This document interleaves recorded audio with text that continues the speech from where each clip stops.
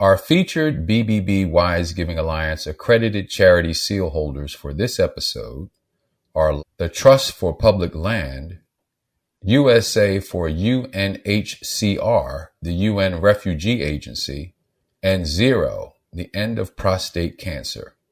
To find out more about these and other BBB Wise Giving Alliance accredited charity seal holders, go to give.org.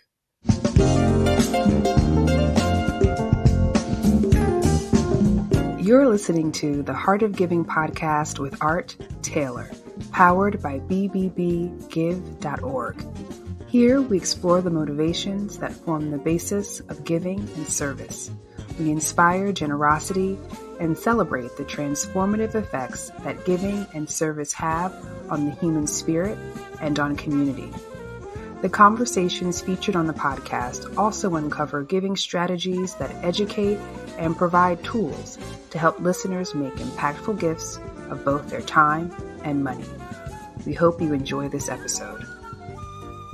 Welcome to the Heart of Giving podcast, powered by bbbgive.org. Give.org is the nation's standards-based charity evaluator, and it's your one-stop source for information on giving and reports on the most asked about charities. I'm Art Taylor. Today I thought I would spend some time just going through some basic tips for donors. Some things that donors might want to look out for when they're making a gift to a charity or when a charity reaches out to them to get a donation. You know, most of us will try to respond when we get a request to donate. That's just the way we are.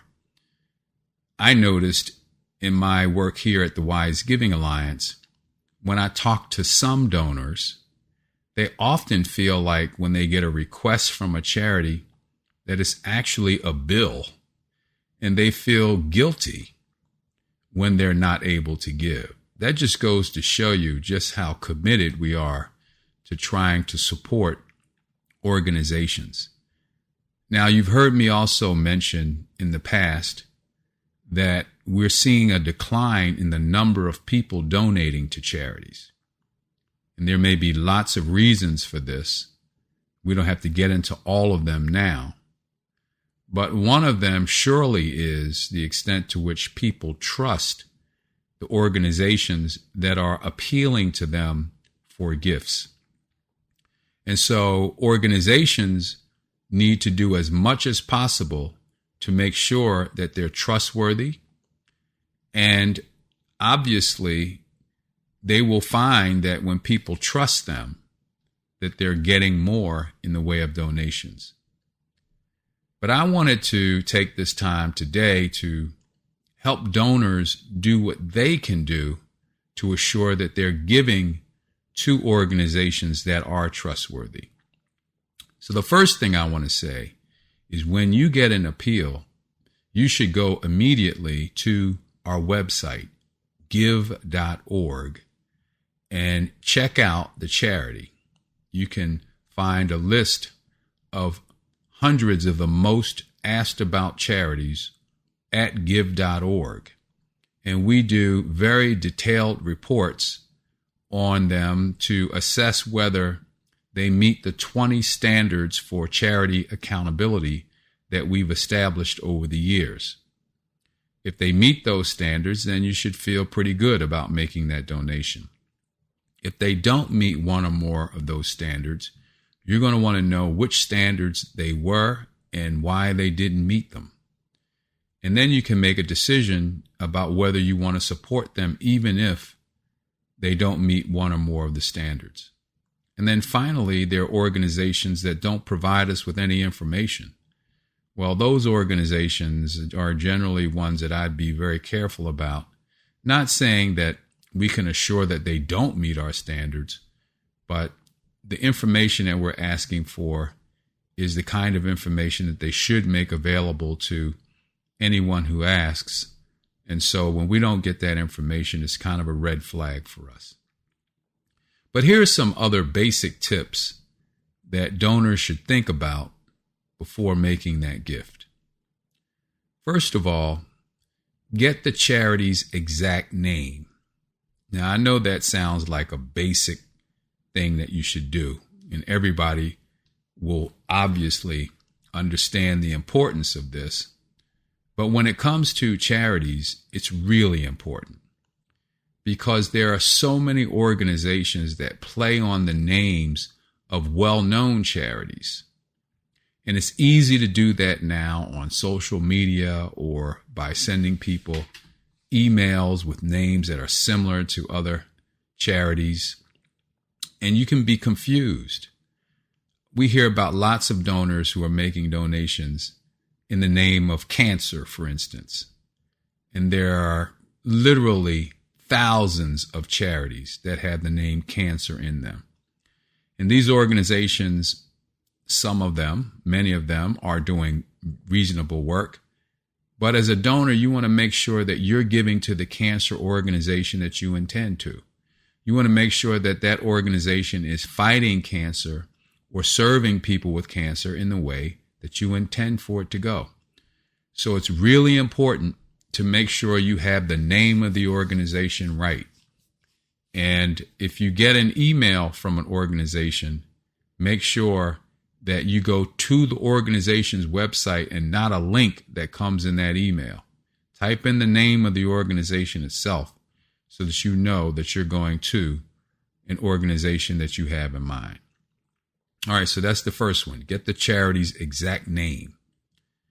Secondly, you want to resist pressure to make a gift on the spot. Even if that's from a telemarketer or a door-to-door solicitor, we still see that, believe it or not, or someone on the street. You don't have to give on the spot. You can take your time and think about whether this is the right organization for you to give to. And I know that many organizations will tell you that if they aren't able to get you to give right away, chances go down that you'll actually support them. And that's probably true.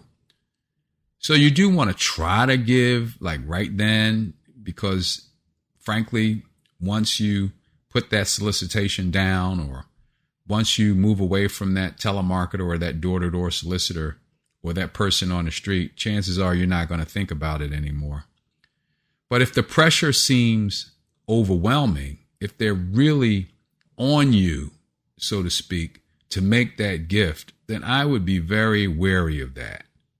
You don't have to give anything to anybody at any time, and you don't need to feel guilty about that. But if you do feel that it's a cause that makes sense to you and that the people are being fair about how they're reaching out to you, and you understand that this is a legitimate organization, then you can feel less pressured to give, and then maybe you might want to make that gift. I still would say go home and make the gift on the website or check out the organization first if you don't know it.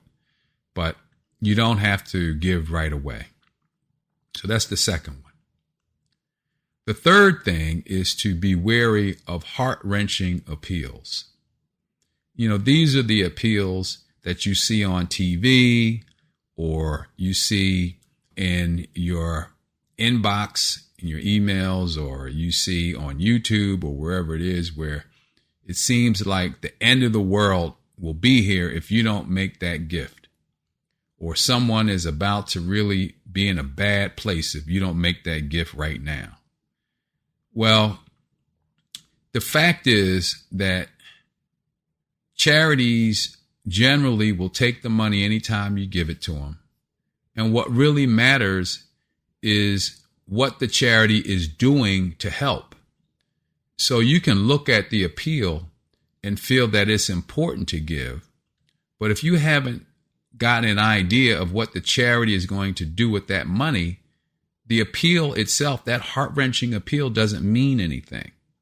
It only means something if the charity actually has a way to use your money to make a difference. And you want to make sure of that. Then the fourth thing I would say is press for specifics. You know, a lot of charities will say, you know, we're helping the homeless, or, We're going to feed people who don't have food. Find out exactly what they're planning to do. Get specific. If you're helping the homeless, how specifically are you helping them? Are you going to get them off the street? Are you providing mental health services to them? Are you feeding them while they're on the street? Are you giving them clothes? What is it that you're actually doing to help people? What is it that you're actually doing to further the cause, whatever that cause is that you're being asked to help with? So press for specifics. Then I would say, check out a charity's website to get the basics. Every charity should have a website. If you don't have a website and you're a charity, then I don't know how you're getting donations. But every charity has a website. And you should feel free to go directly to that charity's website and find out some basic things. For instance, you should be able to see what the charity's mission is.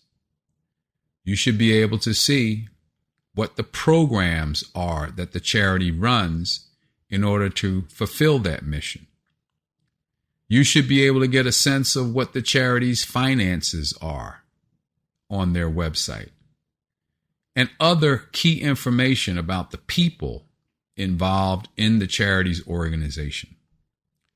And the board of directors. You should know who the people are who are volunteering to provide oversight for that organization.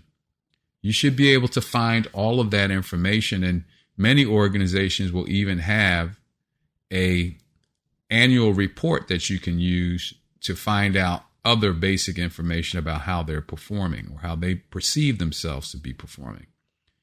And if you don't find anything, you should also go to our website, give.org. Now, if we don't have a report on them at give.org, you can ask us to produce a report on that charity for you, and we'll do that free of charge. There's a place on give.org for you to write in the name of a charity and request that we do a review of that group. And we will do that free of charge. That's why we're here. The next thing you might want to think about doing is, if you're not really familiar with that organization, you might want to check with state charity officials. In many states, charities are required to register, usually with the Office of the Attorney General, before they're entitled to solicit you. Now, I'll say this, a lot of charities don't fill out the solicitation forms as they should, and this is really frustrating for attorneys general around the country. But most charities will. And you can go to the Attorney General's website or the Secretary of State in some states, and you'll find their list of charities that have actually registered to be a soliciting organization. The next thing is to make sure that every charity is a tax-exempt organization, right? Because frankly, some organizations haven't gone through the process of becoming tax-exempt, and you may be thinking that you're eligible to get or a tax deduction from making a donation to that charity. And if they're not actually registered with the Internal Revenue Service to be a 501c3 organization, then you're not going to be able to get a tax deduction for your donation. So those are just some basic tips that you can consider. Now, another thing that we hear a lot from donors about, how to get off of a charity's mailing list. It can be very frustrating when you make a donation to a particular charity and then find that your name has been shared with that charity and you're getting letters from other charities that you know nothing about. And charities do this. Let me just explain why this is done. Charities do this because it's really important for them that they are able to increase the number of people donating. So they have to do what's known as donor acquisition work. And donor acquisition means finding ways to get more people on their donating list. So what charities will do is they'll go to other charities and trade their lists with the other charity. Sometimes what they'll do is they will pay the other charity for that list so that the charity distributing the list makes a little bit, but the charity receiving the list gets to solicit you one time for a donation. And if you make a gift, then that charity gets to keep your name on its list. So now you're a member of that, not a member, but you're on a new charity's list of donors, and they can solicit you continually. And I know, again, it can be head scratching to some that you get so many letters from the same charity in a given year. But I'm sort of in between on that. I understand what it's like to be a charity fundraiser who's trying to get your attention to get you to donate. And a lot of people don't respond to the first, second, or third letters. Sometimes it takes a few times before you're actually donating. And I know even for those who get letters from charities after you've donated, that can be even more frustrating because you feel like, I just made a gift, now you're asking me for more money. Well, the charities will say they ask because chances are that a good percentage of people will make that second gift. Now, if you're not one of those people, you can write back to the charity and just say to them, look, I make my gift once a year. Please don't solicit me anytime after I make my gift, at least for 12 months. And charities generally will respond to that. They will do what you ask. If you're finding that you've done that and the charity continues to solicit you, then reach out to give.org and we will reach out to the charity on your behalf and tell them to cease and desist with the emails and with the actual mail that comes in your mailbox. So that's something that you can do. You can also register with the Direct Marketing Association. The DMA has a mail preference service, and since not all mailers use the service, it won't eliminate all of it, but it can reduce a lot of it. Okay, so I think I talked about why we have so much mail in the first place. Frankly, charities have to mail in order to get you to give, and there is really no other means of fundraising that gets the kind of response and your attention as a donor in the way that a letter in your mailbox does. And charities can generally control what you see because they can study how to best appeal to you and put in their mailing the kind of information that you're most likely to respond to. And there is no other way for a charity to be that effective. So while it can be frustrating and while you do wonder why you're getting so much mail, try to give the charity a little bit of a break on that, because the truth is that unless they're able to get people to give, and as I said before, fewer people are giving now, then the charity really struggles. And the gifts that you make in the mail go a long way in creating independence for the charity. While a charity can go to foundations and really major givers and get big chunks of money, if they don't get lots of those, it inhibits their independence, because now they become more and more dependent on these large donors when they really need to be independent to do the kind of work they need in order to make a difference in the lives of people or to move forward with their cause. So I thought I would just take this podcast and share with you some basic tips on giving. I hope they have been helpful.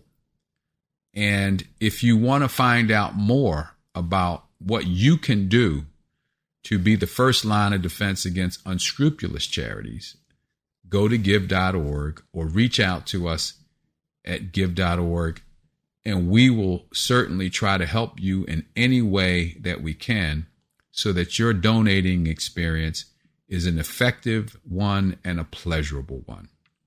Thank you for listening to the Heart of Giving podcast. I hope you will check out some of our other episodes. We are a weekly podcast show, and each week we have generally a guest or me on here talking about something that I hope will be of great value to you as a donor or to those who are actually working in the charity space. If you want to support the podcast, I hope you will. We don't market this organization, this charity podcast, as much as we could because we don't have a budget for that. But word of mouth means a lot. And if you can tell others about the podcast, that's great. Or you should also think about subscribing to the podcast by going to any major podcast platform, and you can find the Heart of Giving podcast, and you can be a subscriber free of charge, and you'll get every episode that comes out on Tuesday. I hope you've enjoyed what you've heard today. I hope it's been helpful, and we'll see you back here again next week for a new edition of the Heart of Giving podcast. This is Art Taylor. See you next week. You've just listened to the Heart of Giving podcast with Art Taylor. Be sure to tune in next time for a brand new episode. To listen to our other interviews, visit heartgiving.podbean.com. That's heartgiving.podbean.com. Subscribe to our show on major podcast platforms. The thoughts and opinions expressed on this podcast are the views and opinions of the guests, not those of the BBB Wise Giving Alliance or program affiliates. This podcast is for information and educational purposes only and is copyrighted with all rights reserved. This podcast is protected by Podbean's terms of service.